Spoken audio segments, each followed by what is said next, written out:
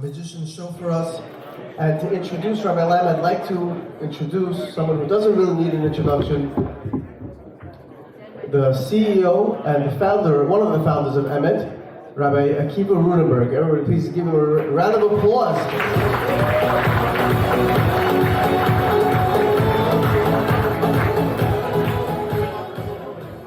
Good evening, everyone. Shabbat Tov. It's really, really great to be here with all of you.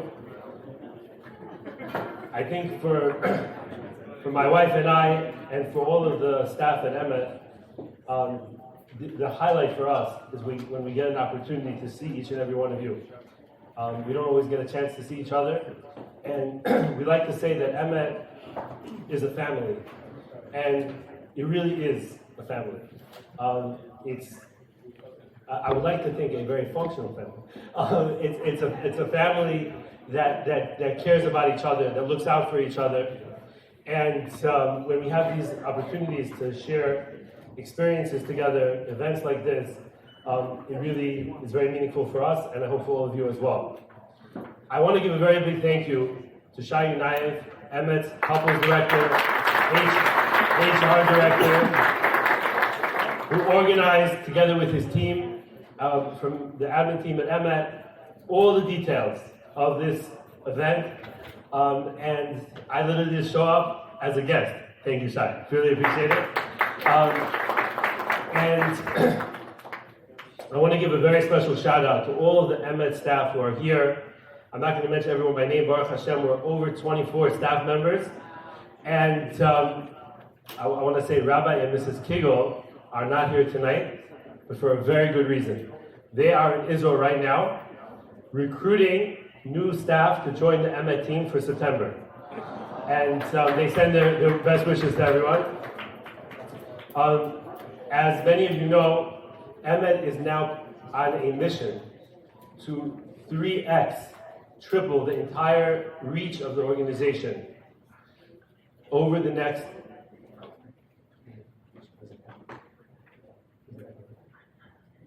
over the next 5 years. And should I go to a different spot?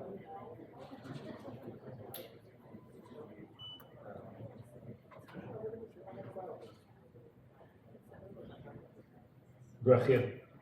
Is the echo because of the light? Yes. So we could talk No, you can turn up the volume on that thing. I don't know how to do that. Okay, sorry about that. So we're on a mission to 3x, triple the entire organization over the next 5 years. And we are now on a 19th year of Emet. Rabbi Kraft and I started the organization in 2003. And our guest speaker tonight, Rabbi Label Lam, has been involved in Emet since 2003. Okay, from literally the first year of Emet, Rabbi Lam has been part of our Shabbatons in Or Sameach in Monsey, our Shabbatons in my parents' house in Monsey, Rabbi Klatzko's home, and it's really special to have Rabbi Lam as our guest speaker tonight. Before I introduce Rabbi Lam, I just want to tell you a little bit of what's going on at Emet. So Emet has 4 divisions. We have our campus division. That's when students usually join the organization, 18, 19 years old. They participate in our programs on campus, the fellowship program in Forest Hills. They go on our trips. Just this past January, we had 3 different trips geared for beginner students. And they go on one of the highlights of the Emet experience is the Poland trip that Rabbi Kraft leads. And that's the beginner's part of the Emet experience. One of the highlights of that is our Shabbatons. We have about 30 Shabbatons a year geared towards college students. Then we have a higher level girls program, higher level guys programs, and the fastest growing part of Emet, the couples division, which you're a part of right now. And throughout all of this, there's a connection between all of everything that goes on at Emet. There's a connection between the students and the staff that goes literally decade and beyond. And there are people here tonight that were part of the Emet Fellowship in 2009 and 2010 that Mrs. Muscat learned with for the wedding in 2011. And these relationships continue and go through. And in our society today, we need this more than ever, because we live in a time today where there aren't really deep relationships. There's a lot of superficial relationships, but there really aren't meaningful, deep relationships. And this is what Emet is all about. I just want to point out one person on the team, Rabbi Binyamin Yochanan, who was really a zechut to have as part of the Emet team. And I just had the opportunity last week, maybe some of you saw it on the post, to go, Rabbi Yochanan and I were training for a marathon in Florida. And Rabbi Yochanan has 3 WhatsApp groups. If you're not part of it, please join them. 2 women's ones, 1 men's WhatsApp group, where literally hundreds of halacha questions are bombarded at him all week long. And he answers them with such clarity. I know people who follow the group, don't post their own questions, just follow the group to learn halacha from the way Rabbi Yochanan answers the questions. And I want to point out that one of the new projects that Emet is offering, and we're encouraging everybody here to take us up on this, is to bring Emet into your home. And Rabbi Yochanan is the top speaker for this, but there's other opportunities to have Rabbi Kraft, Rabbi Moshe, myself, and other staff members of Emet to speak in your home. And the concept here is to bring somewhere between maybe 5 or 10 couples, could even be less, could be more, and to bring Torah into your home, and sometimes to bring people to those classes who maybe wouldn't regularly participate in an Emet event. There's a lot more that I could say about Emet, but Shai has a lot planned for tonight. I will just give a shout out again to the whole Emet team. I want to give big hakarat hatov to Hashem for allowing us to do this work. I feel blessed to be able to work in outreach, to be able to work with the most amazing students in the world, When we speak to other rabbis at conventions, Rabbi Kraft and I, we're like, Emet has the best students in the world. And I want to just encourage everybody here to, if you have a cousin, a relative, a friend who maybe was not yet part of Emet, whether they're in the campus level, the higher level, the couples level, introduce them to us. Our best students come from referrals. Please send them our way. And without further ado, I'd like to introduce Rabbi Lam, who is here with his wife. Thank you for being here. Rabbi Lam is truly an inspiration. Some of you know him from his work here in Shari Tzion. He was the principal of the Shari Tzion school for a few years. Rabbi Lam is a person who inspires just by his being. There's an energy that just comes out from him, and he loves the Jewish people, and he's passionate about what he does. He educates and travels all around the world, teaching Torah, teaching Jewish ideas and concepts. I believe Rabbi Lam was a college football player, okay? So he can hold his own. Not just in Gemara, but Rabbi Lam, please, without further ado. Thank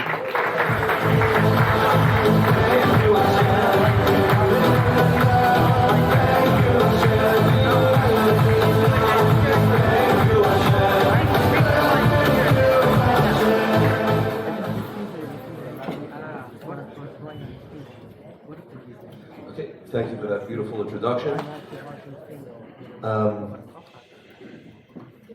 You're all doing the right thing. There's nothing more important, and there's no better investment of your time to improve your marriage, improve your relationship, husband and wife. It's the most important thing you can do for your children. It's the most important thing you can do for the Jewish people. And I'd like to share with you probably one of the most powerful and practical pieces of unsolicited advice that I have ever received, which means I was not looking for advice, and something came to me that I've shared with thousands and thousands of people. Sometimes we've had seminars and Shabbatonim, and people come back to me years later, and all they remember is this, what I'm going to share with you tonight. So let's dispense with everything else, and let's get right to the main thing. I remember one night, I was at home, and I was getting ready to go out to give a lecture in Queens. Okay, anybody heard of Queens? You know where that's at? I live in Muncie, and that night, so it was dinner time, 6, 7 o'clock, the kids are home, some are taking a bath, some have finished their homework, the dinner's on the ceiling. You know, there's a lot going on.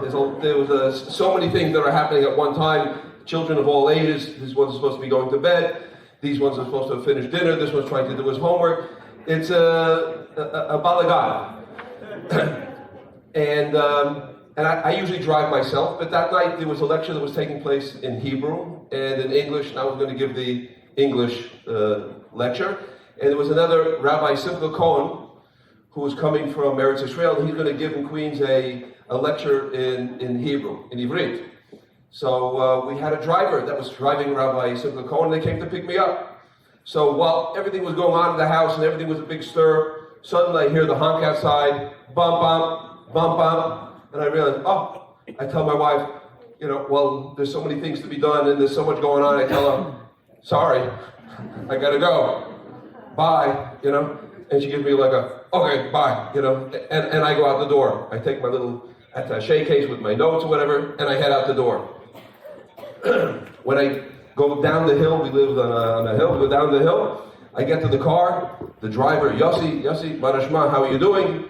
And I said to Rabbi Cohen, with a long, beautiful white beard sitting in the back, he always speaks about one subject, Shalom Bayit, and he walks the talk. He's a very elegant, wonderful man. He wrote a book called What Did I Say, or What Did You Say, or What Did Somebody Say? He wrote a book about this subject. And so he only speaks Hebrew, and I only speak English. Or the Hebrew I speak is Mishnaic Hebrew.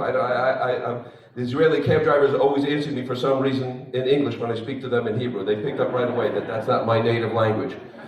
So as soon as I get into the car, I say, Manishma, Rabbi Cohen, you know, Ech Ata Margish, you know, in my best spoken Hebrew. And he says to me, Rabbi Leibel, Gebalta the bracha. Did you get the bracha? And I said, the bracha? Achalti kvar lifnei shatayim. I already ate 2 hours ago. You know, I need lo ochel o levarech. You know, and he said, no bracha al ochel, not the bracha for the food. He said, I'm translating for you. Okay? He says, Abracha. He says to me, like, I'm supposed to know what he's talking about. And I said, oh, those Osher Yatzar posters that we have in our office that we distribute all over the world. You've seen those ones with the drawings around the outside. They have them in Farsi and in Spanish and in Russian and all the languages. I said, Yesh Harbe Od Sham. There's many there at the place that we're going to. Enano Tzurichim Od Asher Yatzar. He said, no. Baracha. He says, me baracha. And I'm looking at him totally mystified. What does he want from me? He says, Abracha mi ishtecha. The bracha from your wife. And he says, how can a person, he starts quoting me statement after statement from the sages, that that the blessing comes into the house only in the merit of the wife. And he quotes me another statement. I've heard these statements and I've seen them before and I've had them highlighted in books at home, farm at home. But he's hitting me one after the other like a machine gun. And I'm listening and I'm going, okay. You know, I hear. I told him, but Rabbi Cohen, we're late. He says, we'll wait. Okay? Suddenly he's speaking English. He said, the bracha. We're speaking there for 7 minutes trying to understand each other. And finally, I'm going back up the house. I climb the hill like a sheep, and I go in, and I knock on the door at my house. That's what you do before you enter your own house. I knock on the door, and I open the door, and I come in. There's a split-level house with a railing up above, and suddenly my kids come running out, and they say, Ima, Abba came back home. I left 7 minutes ago, and my wife comes out with twins and wrapped in a towel, just got out of the bath, and she said, well, what's going on? And I'm standing on the landing looking up at her, and I said, I forgot the bracha. And my wife said, I think we ate about 2.5 hours ago. I don't think you're allowed to make an after bracha anymore. And I said, no, Ima, the bracha. And she says, those Asher Yatzar posters, we got like boxes, take whatever you like, what you want on there. Farsi, Chinese, you know, we got them all. Whatever you want to take, just take them and go. You were in a hurry before, you were late. And I said, no, No, Ima, she's not getting it, you know. The bracha from you. And she's looking at me like, have you been drinking? And I said, no. She said, did you lose your job? I told her, I'm self-employed. That's hard, you know. And I said, Ima, I said, ain't a bracha shuik to beiso shalado melav schos ishto. The blessing comes into the house, and blessing means money, my friends. Only in merit of the wife. How can I be successful in giving a lecture or doing anything, any kind of business deal or anything, unless I get your blessing? And my wife says to me, who am I, the Lubavitcher Rebbe? What do you want from me? I said, Ima, don't torture me. I said, I need your bracha. I need your bracha, Ima. So she sees that I'm serious. I'm not going anywhere at this point. And so she thinks, her eyes close and roll way in the back of her head. And she said, first of all, you should have kvitzas haderech. You should have a quick way to get there. Kvitzas haderech coming home. You should get home quickly. You should find a marv sometime when you're out there. And while you're there, she said, the words should come out of your heart, enter into the heart and the minds of the people who are there, and should make a difference in their lives and in the lives of all the Jewish people. Should make a difference in the whole world. I said, Amen. Whoa. And I turned back to her and I said, Ima, I hope that the kids magically fall asleep and the homework gets done and the house gets cleaned up and you get a chance to read your favorite book and talk to your best friend on the phone. And she goes, oh, man, you know, good luck to me without you, without any help. So I said, okay. And I leave. And, you know, we went and gave a lecture, and it was it was an amazing lecture that night. And I felt the wind in my sails. And I realized that, wow. And I came home later on, I told the Ima, the lecture, because of your bracha, made such a huge difference. It really did. And because of that small piece of advice that I got from Rabbi Cohn, it came out that I don't go anywhere, and my kids don't go anywhere. I'll pull over to the side of the road, I'm about to go into a lecture, I'm about to give a class, I'm about to start something, and I say, Ima, Tani bracha, give me the bracha. I need the bracha. I can't do anything unless I get the blessing from my wife. And the beauty of it is that we're always together, even if we're working in different realms and different domains, we're doing things together, even when we're separate. And it's beautiful. And my children, if they're going to go for a test, or they're going for a basketball game, or whatever it is, they come and they bow their head and they say, Abba, Ima, give me the bracha. The bracha became a contagion of giving brachas and giving encouragement to each other in the house. It set a fire, a beautiful fire in the home. It's beautiful. And it even went so far that one of the famous lecturers in the Jewish world, who used to come to my lectures and sit and take notes, he handed me a tape one day. And in this tape, he's saying that he heard from me, that this guy, that if you get a bracha from your wife, it's going to make a big difference. It put winds in your sails. So he said he started following that practice, and he used to come to my lectures, and now my merit became that I would come and substitute for him once in a while. He took off like a rocket ship. And he made a difference in the whole world, and he said it all became because he started getting a bracha from his wife. And he became so influential that I even came to him, I said, maybe I can get a bracha from your wife too? And he said, no, Rebbe Levi, you got to get a bracha from your wife, I get the bracha from my wife. So it really is a very powerful and an amazing thing to be done, is to get that bracha, but I just want to give one little caveat, one little Surgeon General warning over here. I don't think it was too many months later, and we were practicing it. It was going great. And then one night, I set a world record. I was home for about 8 minutes that I need to turn around and just to get out to give a lecture some other place. I think where I was expecting a ride that night also. And in those 8 minutes I was home, I got 10 kids crying, you know. They said, don't draw the crayon on the wall. Put that down. I told you never leave. And if you ever, and they all started running to Ima. You know, I just did the worst thing, the quick parenting thing. Too quick, too aggressive, and everybody's crying, Ima. And then I hear the honk outside. Bum, bum, bum, bum. And I said, oh, Ima, can you, with all the kids around her, I said, Ima, can you give me the bracha? And she asked me, she says, what are you lecturing on tonight? I said, Chinuch Yeladim. educating children. She says, my bracha is that they should see right through you. I said, that's the bracha? She goes, that's the bracha for tonight. Yeah. So my simple birchas hediyah, my simple blessing to everybody over here, and my eitzah that I'm sharing, that I've shared from Rabbi Simcha Cohen. I have to meet up with him. I haven't seen him since then. But my simple is to get the blessing and to give the blessing. Everybody needs encouragement. Encourage each other as much as you possibly can. But make it even into a formal thing to get that bracha. And it's going to make a difference in your life. You'll see immediate results in Parnasa and in Shalom Bayis and all good things. But again, not only is it important to give the bracha and to get the bracha, but most importantly is to be worthy of the bracha. So when you get that bracha, it's going to make a big difference to you and to your entire family and to all the Jewish people. Thank you very much for the time together.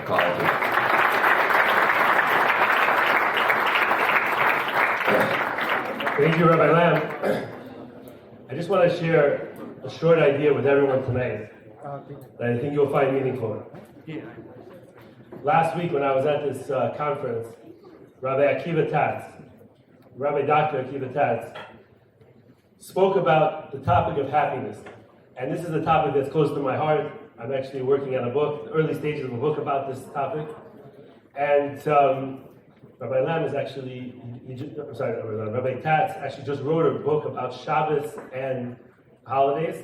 It's going to be in the bookstores in the next few weeks, and it's about 50 pages regarding the topic of happiness. So I just want to share with you a brief idea that he said and how I think it relates to all of us. So he made a very interesting observation. And he said that in life, we strive to accomplish a goal. We're excited to accomplish something.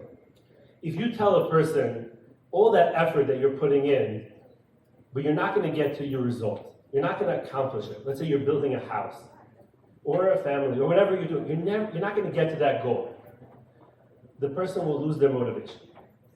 Because the motivation is because we are striving to accomplish something.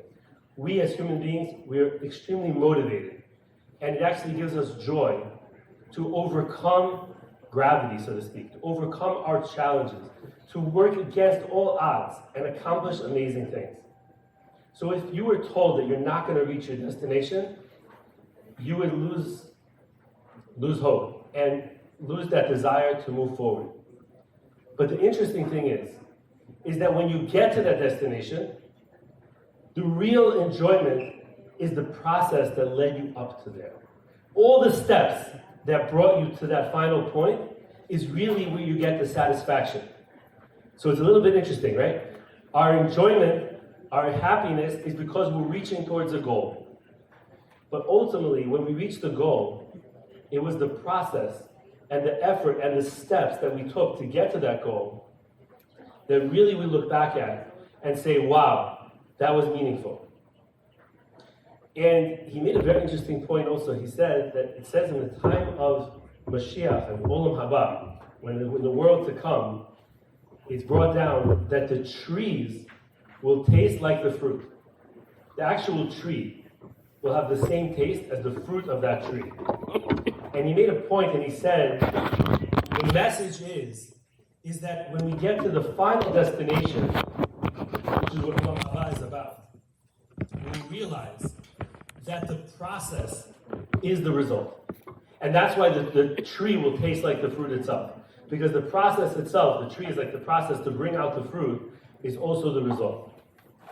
And I would like to bring this message into our relationships. In our lives, we often get frustrated by situations that go on. Children that are not acting exactly the way we think they should, educational issues, financial issues, all different problems and issues that could come up in our life. But I believe that we need to keep our mind not just on the ultimate goal, but also realize that the process is really so important as well. And I would like to use the term embrace the process. Because in that process, in those actions, in dealing with those struggles, is really where we build our greatest character. And ultimately, when we reach the destination, we're going to look back at all those steps and realize that those steps is where the real joy came from. So yes, it's amazing to have goals. And I know many of you in this room, and those who I don't know, I look forward to getting to know. And there's a lot of aspiration in this room. There's a lot of goals. There's a lot of dreams. And it's amazing to have dreams. It's amazing to have unbelievable goals of building and creating and doing. But it's also important to remember that there's a process. And in that process is really where the true simcha, the true joy lies in the process. You know, we say in the pasuk, we say, Ivdu et Hashem b'simcha. Tehillim, we say, serve Hashem with joy. In the pasuk in Rashis Kisavo, it says, Tachas asher lo avad Hashem elokecha lo avadata. You didn't serve God with joy. And Rabbi Tass pointed out, because simcha, joy, is an avodah. It's a work. It's a work in order to be able to appreciate the process. And if we can learn to appreciate the process, we can bring joy into everything that we're doing in life. There's actually some very interesting studies that came out that people look forward, the anticipation of a vacation is actually more pleasurable than the vacation itself. Okay? So somebody made an argument once, don't go on the vacation. Just look forward to going and don't go. Because once you go on the vacation, it often doesn't meet what your expectations were, right? But I think that it's good to have aspirations. It's good to have goals. It's good to look forward to amazing things. But at the same time, we need to appreciate the process, whether it's a relationship issue that we're dealing with or any kind of issue that we're dealing with. That process is, we're infusing joy into that process, we actually can really appreciate our life in a whole different level. Thank you, everyone.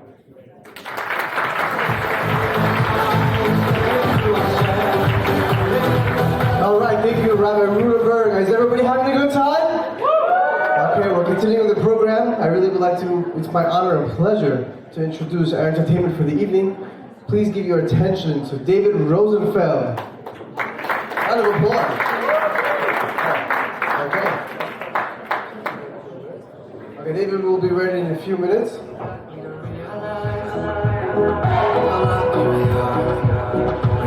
Praise Hashem from the depths of your heart. And I know that for me it will grow like it did before.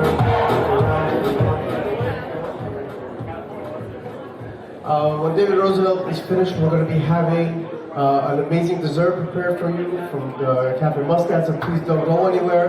I also want to be able to thank our DJ Almond, so much. Thank you so much for being here, for always supporting us, and thank you so much for the music. Feet on the ground, bent through the sky, now we're not wasting our time.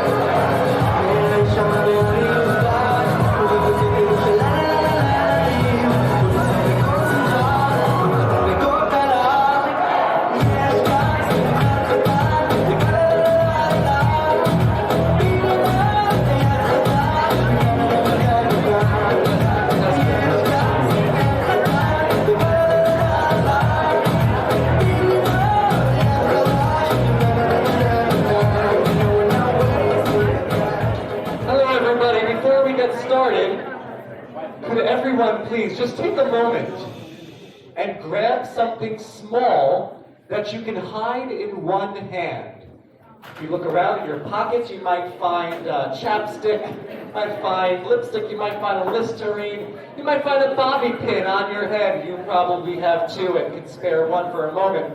If you have a crumpled up tissue, literally anything that's small that you can hide in one hand. I'm going to give everyone just a second to find something. If, for some reason, you don't have anything small that you can hide in one hand, please raise your hand. I'll come over and I'll give you a tissue. Just let me know if anyone doesn't have anything. We'll help you out right now. Looks like everyone has. Just wave your hand if you're desperate to find something. Yes, you over there. Let me help you out.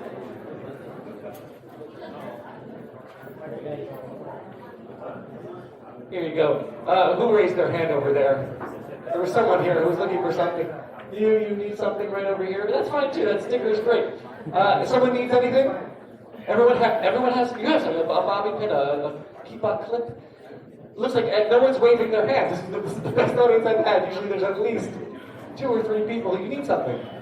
Yeah, the watch even. You can just hold a watch in your hand. But here you go. I'm going to pass that to you. Oh, terrible at that. You need something as well. Yeah, I know.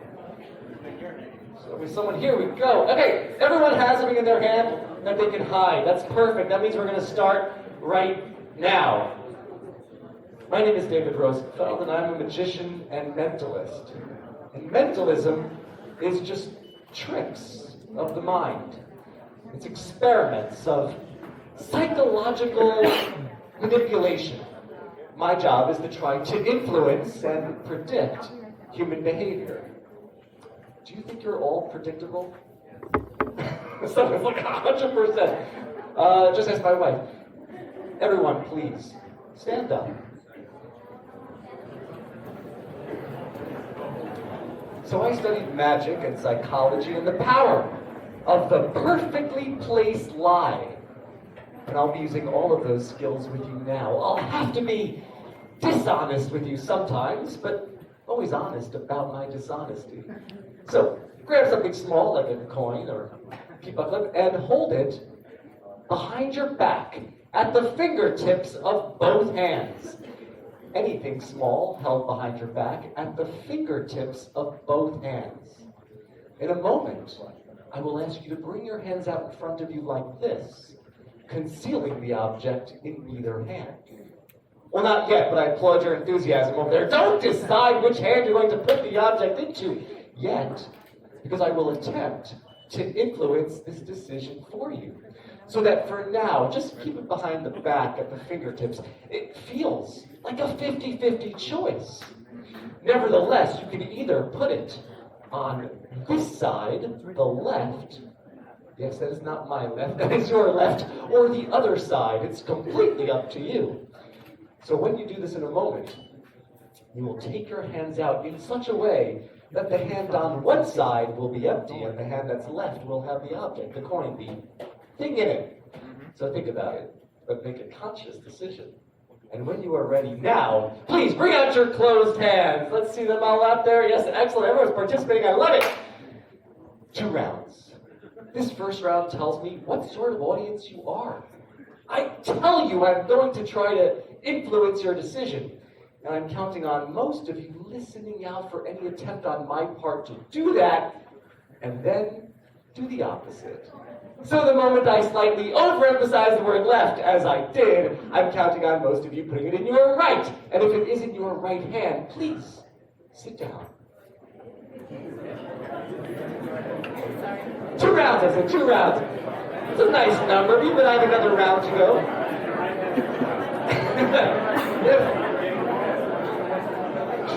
If